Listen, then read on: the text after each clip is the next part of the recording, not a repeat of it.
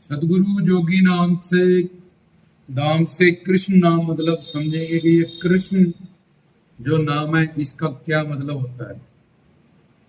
तो कृष्ण का एक मतलब तो होता है काला और दूसरा मतलब होता है खींचना, कशिश, अपनी तरफ अट्रैक्ट करना और खींच लेना। अब कृष्ण जी की काली मूर्ति भी होती है, उसको काली कमली वाला कहते हैं।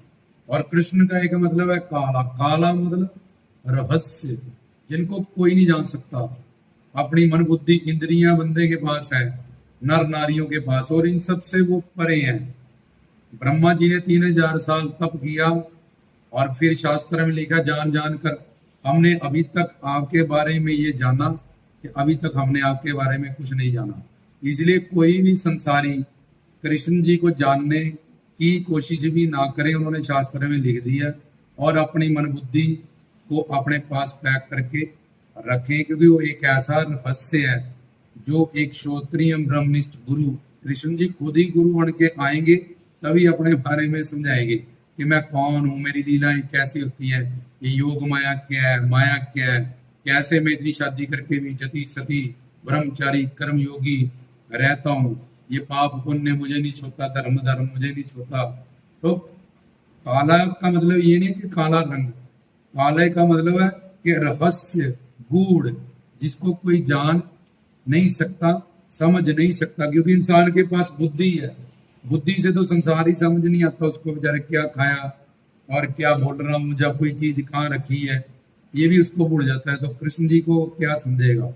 तो काले से मतलब है गूढ़ रहस्य, और इस रहस्य को खोलते हैं जो कृष्ण जी ही महात्मा के रूप में, रसिक संत के रूप में अवतरित होते हैं। वो बहुत सारे उनके अवतार हर वक्त खंडों ब्रह्मंडों पृथ्वियों में होते रहते हैं, संतों के रूप में, परमहंसों के रूप में, रसिकों के रूप में।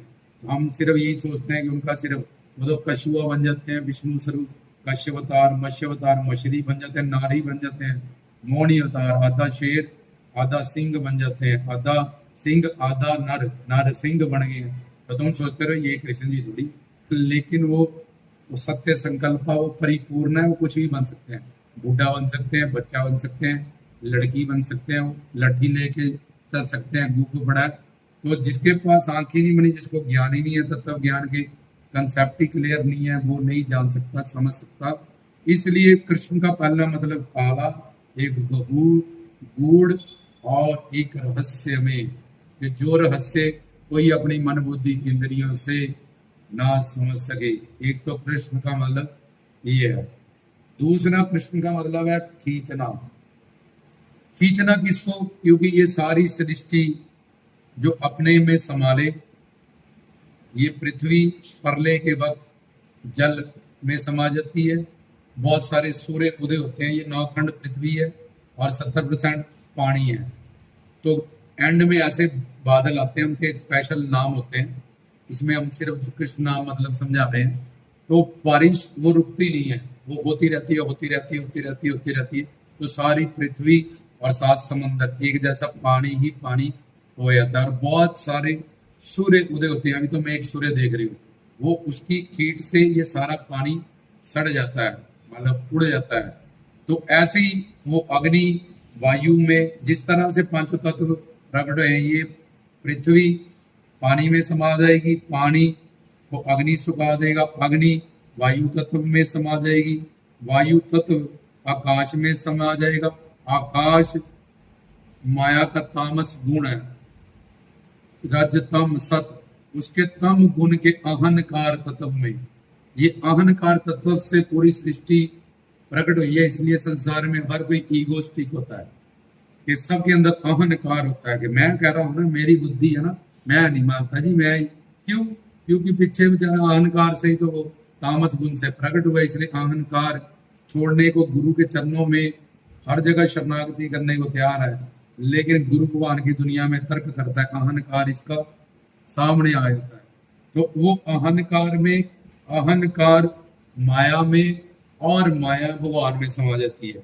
तो ये कृष्ण जब भगवान, अब ये एक दूसरे में समाते गए, लेकिन एंड सब भगवान में समा गए, सबको एक दूसरे ने खींच लिया, और सबसे एंड में पूरी सृष्टि को जिसने खींच लिया, अपने में समा लिया, उसको कहते हैं खींचना, अट्रैक्ट करना, आकर्षण। तो वो पूरी सृष्टि को जो अपनी तरफ खींचे, अपने में समा ले, उसको कहते हैं कृष्ण।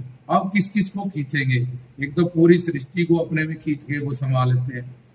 दूसरा, जो ब्रह्म ज्ञानी लोग हैं, जो सिद्ध संत हैं, ब्रह्मानंदी से वो युक्त हैं, उनको ब्रह्मानंद तो मिल गया, लेकिन उनको प्रेमानंद नहीं मिला। जैसे भोलेनाथ, वो समाधि में रहते हैं, वो काल माया से परे हैं, अजर अमर अविनाशी है, उनके पास राम नाम से वो समाधि लगाते हैं, वो ब्रह्मानंद में रहते हैं, लेकिन उनको भी प्रेमानंद चाहिए।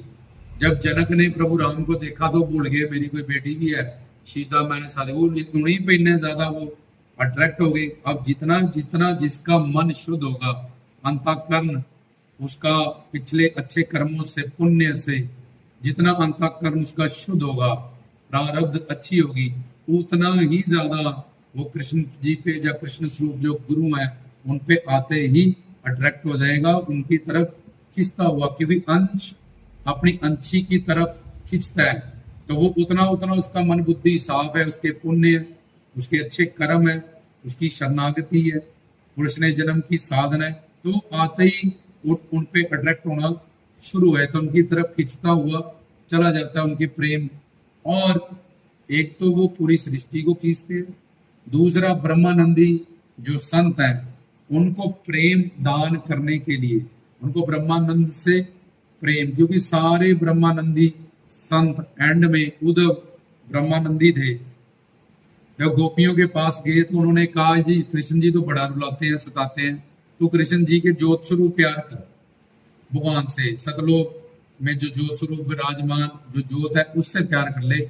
उसने बोला, ये बताओ उद्धव जी आप ज्ञानी हो? बोले हाँ। मन कितने होते हैं? बोला जी एक। तो बोला आंखें दो हैं, कान, वो एक जो मन है वो कृष्ण में लग गया, अब ये ज्योत में कौन सा लगाए बताओ? तुम तो ज्ञानी भी नहीं, तुम्हें कौन ज्ञानी कहता? तुम्हें इतना ही नहीं पता कि एक बंदे के पास एक मन है, वो मन अब कृष्ण जी में लग गया, तो अब हम दूसरा मन कहाँ से लाएं? वो वापिस करें तो तभी तो हम कहीं और लगाएं। फिर उसने कहा कि जी वो रुलाते हैं, तड़पाते हैं, दर्द होता है। तो उन्होंने कहा कुछ दर्द नारियों के लिए, औरतों के लिए अच्छे होते हैं। जब नारी बच्चे को जन्म देती है, देखो दर्द हो रहा है, लेकिन बाद में उसको बच्चा मिलता है, वो दर्द उसके लिए अच्छा होता है, उसको अच्छा लगता है। इसलिए प्रेम की संजोग और वियोग की विरहा भी तुमने कभी प्रेम किया ही नहीं, इस चीज को फील किया ही नहीं। इसलिए तुम्हें जैसे नीम के कीड़े को अगर बोलोगे कि मीठा कैसा था, बोले रसगुल्ला खाया, बोला जी मैं मीठा पूछ रहा हूँ, बर्फी खाई, लड्डू खाया, बोला जी मैंने कुछ नहीं खाया, मैं तो नीम का खाया। इसलिए तूने प्रेम किया ही नहीं, तो तुझे कैसे समझाए? प्रेम शब्दों से तो समझाया जा ही नहीं सकता। तो इसलिए जब उद्धव ने गोपियों की बातें सुनी, उनके ब्रह्मानंद था, तो वो राधे राधे मिट्टी लेके ब्रिज की सारे अपने शरीर पे मलने लगे कि यार मैं तो ब्रह्मानंदी में, ये तो मुझसे भी कई सारी आगे पहुंच चुकी है, प्रेम की मंजिल तक जा चुकी है। तो वो भी कृष्ण जी के प्रेम में रंग गए, क्योंकि कृष्ण जी का जो शरीर है, प्राभव शरीर है, वो उसमें आत्मा देह और देही का फर्क नहीं है। सच्चिदानंद भगवान ही सच्चिदानंद स्वरूप शरीर बन जाते हैं वो। तो अब एक सब में, सब अवतारी पुरुषों में, संतों में, भगवान में देही का फर्क होता है, लेकिन कृष्ण जी के प्राभव शरीर में सच्चिदानंद ही उनका देह हो जाता है, और सच्चिदानंद ही वो भगवान रहते हैं निराकार स्वरूप में। तो इसलिए कोई भी उनको देखता है शुद्ध मन वाला, जब धीरे धीरे उसकी प्रारब्ध बनती रहे, उसके सात्विक गुण या पिछली साधना, तो फटाफट चाहे वो ब्रह्मानंदी है, चाहे वो कोई संसारी है, उसका मन शुद्ध है, पुरानी साधना है, उसकी पड़ी है, पुण्यदान अच्छे किए हैं, तो फटाफट उनकी तरफ वो अट्रैक्ट होता है। क्योंकि सबके अंदर जो आत्मा है, चाहे वो नर है वो नारी है, उसकी मंजिल एंड गोपी प्रेम है, और उसमें अलग अलग पोस्ट होती हैं प्रेम में, स्नेह प्रेम, फिर अनुराग प्रेम, फिर भाव प्रेम, महाभाव प्रेम, प्रेमा भक्ति, ऐसे अलग अलग प्रेमों के स्तर होते हैं। तो जीव आत्मा को प्रेम चाहिए, और सबसे परम चरम सीमा का प्रेम चाहिए। इसलिए वो अपने प्रेमी की तरफ, चाहे नर है चाहे नारी है, गोपियां और गोपाल दोनों में गोपी प्रेम होता है, लेकिन वो नर स्वरूप में है, वो नारी पिछली बार क्या पता नारियां हो जाए अगली बार बन जाए, इसका कोई गारंटी नहीं है। तो दोनों उनकी तरफ अट्रैक्ट होते हैं। बाकी ब्रह्मा विष्णु शंकर बाकी सब अवतार उनकी तरफ अट्रैक्ट होती है। ये ब्रह्मानी माँ लक्ष्मी पार्वती बिल्कुल पत्नी व्रता जति सती, ये भी कृष्ण भगवान पे बहुत खुश होते हैं। ब्रह्मा जी तो उनको पता है कि सबके पति कृष्ण है, चाहे कोई नर है चाहे कोई नारी है, दोनों के ही पति। वो ये नहीं कहते कि हमारी पत्नियां देखो क्या कर रही है, वो खुद भी अट्रैक्ट हो जाते हैं, खुद भी उनके प्यार में दीवाने होते हैं, तो वो भी उनके प्यार में दीवानी हो जाती हैं। ये पूरी सृष्टि उनकी तरफ खिंचती हुई चले जाती है। बड़े बड़े ब्रह्मानंदी संत उनकी तरफ अट्रैक्ट हुए थे। अच्छे अंतर शूर्पणखा रावण की बहन थी, लेकिन प्रभु राम को कह रही है कि मुझे आपको पति रूप में पाना है, आपको सीता से शादी हुई होगी, मुझे कोई लेन देन नहीं है, आप मुझे भी अपनी पत्नी बनाओ, मुझे भी पत्नी रूप में प्यार करो। उन्होंने कहा मैं मर्यादा पुरुषोत्तम बन गया हूँ, जब मैं कृष्ण बन के आऊंगा तब तुझे प्यार दूंगा। तो उसको पूजा के रूप में 1 महीने के लिए उन्होंने पति स्वरूप प्यार दिया। अब तो शूर्पणखा थी, रावण की बहन थी, लेकिन उसका अंतःकरण अच्छा था, तभी तो अट्रैक्ट हुई भगवान पे।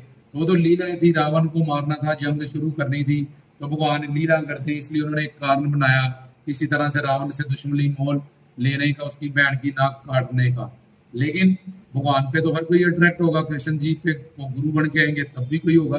तो अच्छी आत्माएं उन पे अट्रैक्ट होती हैं, उनके साथ होती हैं, उनकी करीबे पाती हैं, बहुत उच्च कोटि की होती है। लोग समझते हैं जी ये बड़ा क्लोज है, ये तो कृष्ण जी को ही अपना प्रीत है, तो वो बहुत अच्छी पाक पवित्र रूहें होती हैं, बहुत साधना भक्ति वाली, जो ऐसे रसिक संत के करीब होती हैं, जो उन पे अट्रैक्ट होती हैं। उनकी चरणों की दौड़ लगा लोगे तभी बहुत कुछ तुम्हें मिल जाता है। ये हमने समझाया कि कृष्ण नाम का मतलब क्या है, किस किस को, सबको खींचते हैं। गोपियां 4 तरह की थी, एक तो ऋषि मुनि जति सती, उन्होंने खाना पीना भी छोड़ा था, उनकी इंद्रियों में बलहीन हो चुकी थी, पर उन्होंने भी प्रभु राम को बुलबुला देखा तो सोचा काश ये हमारी पत्नी होती, काश ये हमारी प्रीतमा होती, जब हम इसके पति प्रीतमा होते तो हमें इनका प्यार मिलता। प्रभु राम के रूप में, और वो जति सती जंगलों में बैठे भक्ति कर रहे हैं, उन ऋषि मुनियों का ये हाल हुआ।